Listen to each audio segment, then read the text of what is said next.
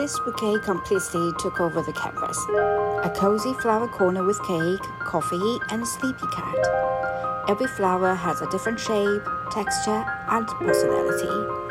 You can also download the coloring line art and wallpaper on my coffee. Link in description. Okay, so for this piece, I actually didn't start with detailed line art first, because honestly, this bouquet was going to be huge, like really huge. And before I committed to details, I wanted to make sure I loved the color mood first. So I started almost like I was arranging real flowers. I kept adding flowers one by one, kind of asking myself, would this flower look good next to this shape? And because some flowers are already really large and round, I didn't want every flower to compete with them.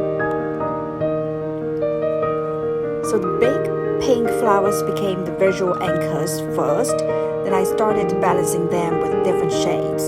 Smaller flowers, longer flowers, flowers that droop downward, and those blue flowers that shoot upward vertically. I really wanted the bouquet to feel like it was radiating outward from the center. At this stage, I used thick painted brushes and oil pastel style strokes. I wasn't chasing details yet, I just wanted color placement, movement, and energy. And honestly, this part is one of my favorite parts of painting flowers, because it feels loose. You can still see every color block separately. The blending doesn't need to be perfect. I actually like when the colors stay a little rough around the edges. It gives the bouquet more life.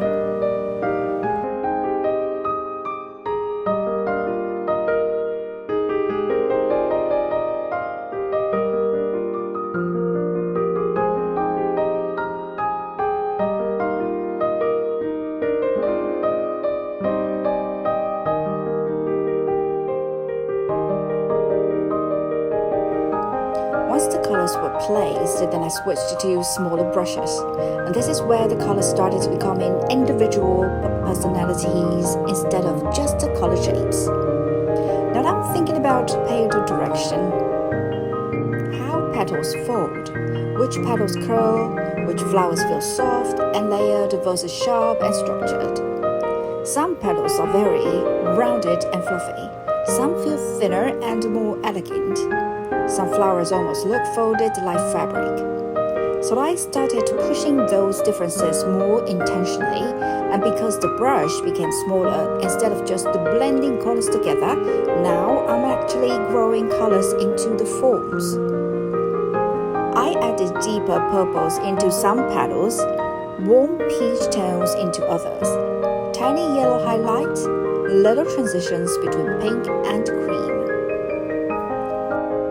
I also wanted some flowers to feel slightly transparent in certain areas.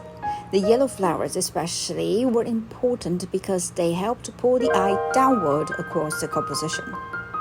And those long blue flowers create vertical movements that balances all the round flower shapes.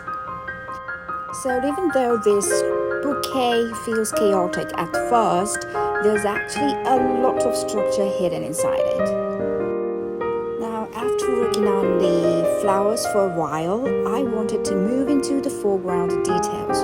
So here I added the cake, the coffee, and honestly one of my favorite details, the cat butt.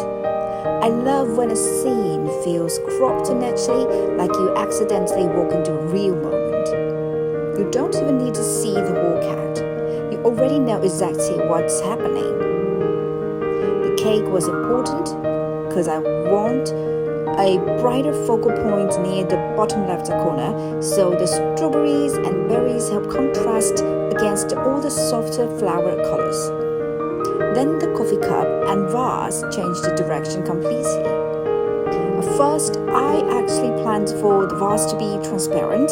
You can even see I originally painted stems inside it. But after painting the coffee cup, I suddenly realized that I wanted a thicker ceramic filling instead. Something handmade. Something heavy and cozy and imperfect.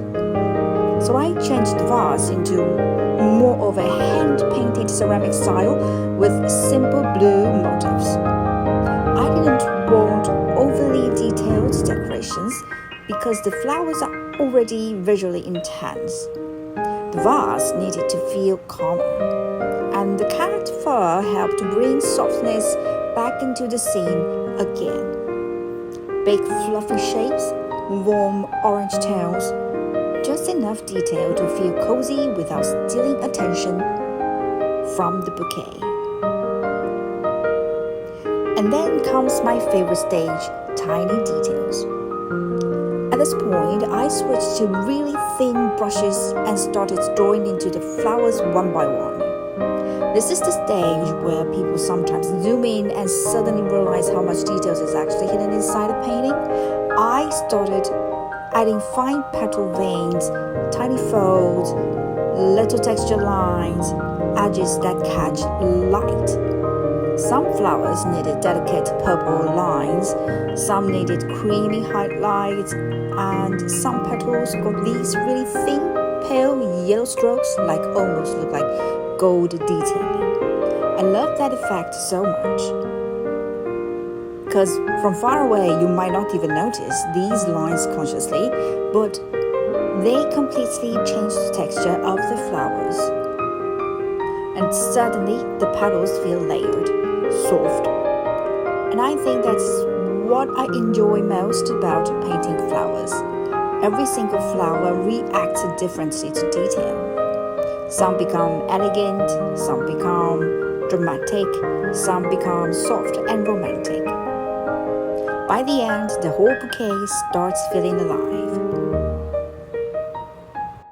Thank you so much for painting with me today. And if you like this artwork as a wallpaper, or if you want the Color 9 art version to color it yourself, you can download both on my Ko-fi, link in description. And you can also see more of my artwork on Behance. Thank you for being here. I'll see you in the next one.